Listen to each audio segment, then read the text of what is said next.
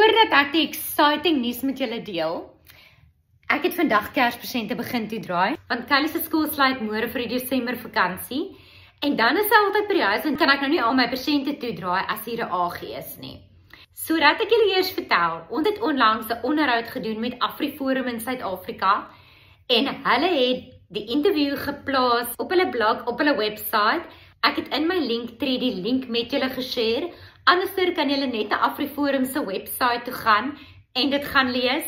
En die van julle wat nog nie ons testimony op YouTube geluister het oor Eddie se strook nie, asseblief support ons. Dit gaan nie rarig vir ons oor die views op die video nie. Share die video.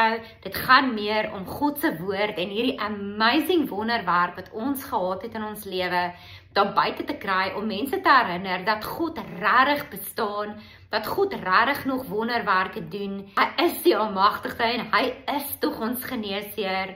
So alle eer aan God. Dit is al waarvoor ons dit doen, julle. En as ons net iemand by die Here kan uitkry met daai video, sal ons dit soveel waardeer. En subscribe op ons YouTube channel as jy nog nie het nie. Maar gaan lees ons onderhoud by AfriForum en baie dankie AfriForum vir hierdie amazing geleentheid. Bye julle!